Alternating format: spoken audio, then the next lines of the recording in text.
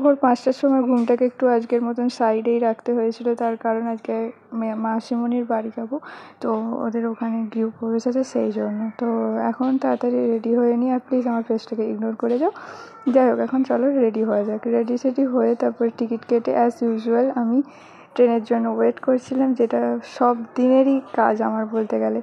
কেন না, আমাদের রামতলা থেকে যখনই কোথাও যাওয়ার থাকে তখনই ট্রেন পাওয়া যায় না। সত্যি কথা, এই জিনিসটা কেন হয় আমি জানি না। আবার যখন আমি পাঁশকুড়া থেকে বাড়ি ফিরি তখনও ট্রেন পাই না।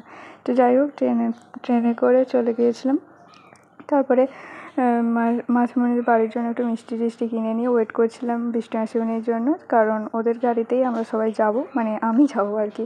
তো যাই হোক, তারপরে গাড়িতে উঠে আরেক কাণ্ড হয়েছে। দেখো শুধু আমরা কতজন মানে একটা মারুতিতে বসেছি, আর আমি তো সিটে মানে আলাদাই সিটে বসেছিলাম, সেটা তোমরা একটু পরেই দেখতে পাবে, যেটার জন্য আমরা এখন সবাই মিলে হাসছি। আর রোগা হওয়ার এই একটাই ফায়দা, আমি দেখো মাসিমণির কোলে বসে পুরোটা গিয়েছিলাম, তো এই জন্য প্রচণ্ড হাসছিলাম। তারপরে আমরা মাসিমণির বাড়িতে গেলাম, সেখানে গিয়ে যেতেই আমাদেরকে ওয়েলকাম ড্রিঙ্ক দেওয়া হয়েছিল, আর সেটা আমি কীভাবে খাচ্ছি তোমরা শুধু দেখো, যেন কখনও খেতে পাইনি।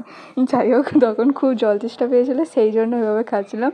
তো সেটা দেখেও সবাই বনি টনি হাসছিলো, তো একটু মজা করলাম। আর বনিকে তো ভিডিওতে নিলেই ও লজ্জায় মরে যায়। যাই হোক, তারপর টিফিন করে নিয়ে মাসিমণিদের নতুন বাড়িতে গিয়েছিলাম, যেখানে আর কি পুজো টুজো হচ্ছে। তো তারপরে আমার দিদির সাথে দেখা হয়ে গেলো, মানে মাসিমণির মেয়ের সাথে। তো ও লজ্জা পাচ্ছিলো ভিডিওতে, এখন নিস না এরকম নাটক করছিলো। যাই হোক, তারপরে পুজোর ওখানে গেলাম। পুজোর ওখানে হাজার একটা নিয়ম আছে, কী নিয়ম না নিয়ম সেসব আমি কিছুই জানি না এত, তাই বললামও না। আর এখানে দেখো, যেখানে যজ্ঞ হবে আর কি, সেই জায়গাটা খুব সুন্দর করে সাজিয়েছিল। আর এই দেখো, এই যে শাড়ি পরে যে মানে ধানের ওই গামলিটা নিয়ে আছে না, এটাই হচ্ছে আমার মেজো মাসিমণি, যাদের বাড়িতে আর কি গৃহপ্রবেশে এসেছি। আর তারপরে আমরা মানে একটা রিচুয়াল আছে, যেটা হচ্ছে বাড়িটার চারপাশে কতবার ঘুরতে হয়।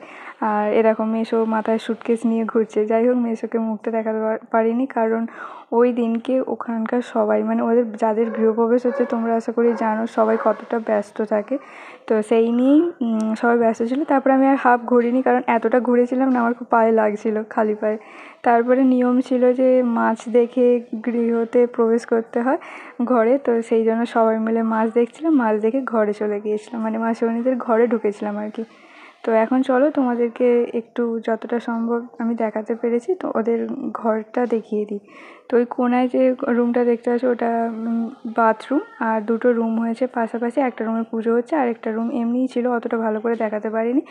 আর এই যে এই রুমের পাশ দিয়ে একটা ছোট্ট মানে বাইরের দিকে যাওয়ার মতন রাস্তা আছে, আর তার পাশেই কিচেন। আর এই দেখো, এখান থেকে তোমরা বুঝতে পারবে যেখানে আমরা টিফিন করছিলাম, মানে ওদের আদি যে পুরনো বাড়ি, সেই বাড়িটা ওটা। আর মানে পুরোপুরি খুবই কম মানে ডিস্ট্যান্সে ওদের বাড়ি। আর যে নিচের যেই রুমটায় পুজো হচ্ছিলো, সেই রুমটা পুরো কিচেনের উল্টো দিকে।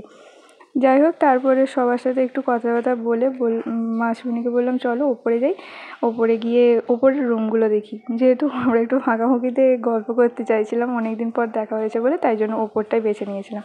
আর ওপরে গিয়ে মারে মা, আমার যেটা খুব পছন্দ হয়েছিল সেটা হচ্ছে এই ব্যালকনি। উফ, মানে দেখে সত্যি কথা বলতে আমার এই জিনিসগুলো না খুব পছন্দ হয়, খুব ভালো লাগে, খুব ভালো লাগে।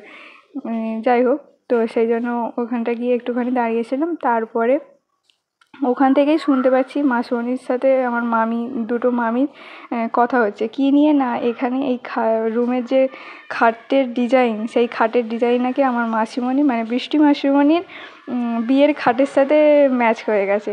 হ্যাঁ, খুব শীঘ্রই আমার বৃষ্টি মাসিমণির বিয়ে হবে, কিন্তু আমি নিজেও জানি না কবে হবে। যাই হোক, তোমরা অনেক দিন পর না আমার ব্লগে ফার্স্ট টাইম আমার মাসিমণিকে তোমরা ব্লগে দেখছো। আর দেখো, এখানে একটু গল্প করছি, ভিডিও করছি বলে ওরকম ক্যাট মেরে আমাদেরকে রাগাচ্ছিল। তারপরে একটু পুজো টুজো দেখলাম, তারপর খাওয়া দাওয়া করে বাড়ি ফিরে চলেছিলাম। তারপরে আর কোনো ব্লগ করিনি, তার কারণ আমি খুব টায়ার্ড ছিলাম। যাই হোক, আজকে মিনি ব্লগটা এতটাই, কেমন লাগলো জানিও, টাটা।